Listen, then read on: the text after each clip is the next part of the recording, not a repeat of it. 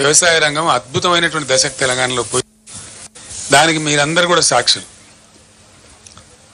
14 ముందు 2014 ముందు 30-40 టన్నుల ధాన్యం కూడా పండించినటువంటి తెలంగాణ 3,40 లక్షల టన్నుల ధాన్యానికి మించిన తెలంగాణ 3 కోట్ల పైచిలకు ధాన్యాన్ని ఉత్పత్తి చేసి పంజాబ్కే పోటీగా నిలిచి దేశంలో అగ్రస్థానానికి పోయేటువంటి పరిస్థితికి దూసుకొని పోయింది. ఇది కట్టుకథ కాదు, పిట్టకథ కాదు. ఇది నిజంగా ప్రజలందరి సాక్షిగా, మీ అందరి సాక్షిగా జరిగినటువంటి దృశ్యం మనం చూసినటువంటి. చాలా బరువైనటువంటి గుండెతో నేను మాట్లాడుతూ ఉన్నా, బాధ కలుగుతూ ఉంది. ఇంత షార్ట్ పీరియడ్లో వితిన్ 100 days 110 daysలో ఇంత దుర్భరమైన పరిస్థితి చూస్తామని మేము అనుకోలేదు. రైతులు ఇంత ఏడ్చేటువంటి పరిస్థితికి పోతారని కూడా అనుకోలేదు.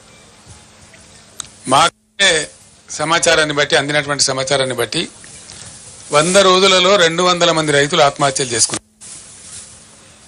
కొందరు కరెంటు షాకులతోని, కొందరు ఆత్మహత్యలు వరసి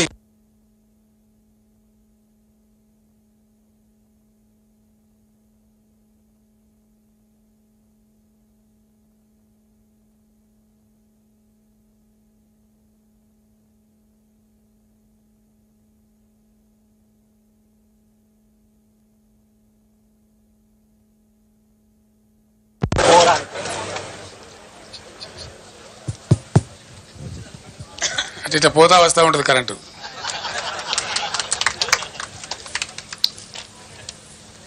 ఇప్పుడు మనందరం ప్రత్యక్షంగా చూస్తా ఉన్నాం.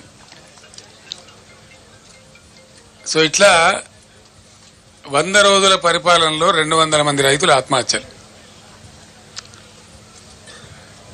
నేను కొద్దిగా బాధపడుకుంటూ మాట్లాడుతున్న ఆవేదనతో. ఎందుకంటే రైతులు మళ్ళా ఆత్మహత్య చేసుకునే దుస్థితి ఈ రాష్ట్రంలో వస్తుందని చెప్పి మేము కళ్ళ కూడా అనుకోలే. ఎందుకంటే చాలా వరకు పనులు మేము చేసి పెట్టినాం, పటిష్టంగా చేసి పెట్టినాం. మరి ఎందుకు సంభవిస్తున్నట్టు ఈ ఆత్మహత్యలు? ఈ లక్షల ఎకరాల్లో పంటలు ఎందుకు పోతున్నట్టు? దయచేసి జర్నలిస్ట్ మిత్రులతో నేను ప్రార్థిస్తా ఉన్నా, మీరు కూడా ఆలోచన చేయాలి. మీరు ప్రజల పక్షాన, ప్రజల కోసం ఉండేవాళ్ళు కాబట్టి నేను మీకు కూడా అప్పీల్ చేస్తా ఉన్నా, ఈ పరిస్థితి ఎందుకు వచ్చినట్టు మీరు కూడా పరిశీలన చేసి రాయండి. ప్రజల పక్షాన్ని నిలబడండి, రైతుల పక్షాన్ని నిలబడండి. ఇది రాష్ట్రం యొక్క మేలును కాంక్షించి. రాజకీయాలు ఎప్పుడు ఉంటుంటాయండి, రాజకీయాలు పెద్ద ఇష్యూ కాదు. రాజకీయం ఎన్నికలు వస్తాయి, గెలిచేటోడు గెలుతాడు, ఓడతాడు ఓడతాడు, ఎల్లయ్య కాకపోతే పుల్లయ్య కాకపోతే మల్లయ్య ఎవడోడు. అదే సాధారణంగా జరిగే విషయం, రొటీన్. దానికి పెద్ద ఇంపార్టెన్స్ లేదు. కానీ ఈ సామాజికమైనటువంటి పరిస్థితి తెలంగాణలో అద్భుతంగా మారి ఉన్నత శిఖరాగ్రాలకు చేరుకొని దేశంలోనే నంబర్ 1 స్థాయికి ధాన్యం ఉత్పత్తిలో ఎదిగిన రాష్ట్రం అనతి కాలంలో, ఇంత స్వల్ప కాలంలో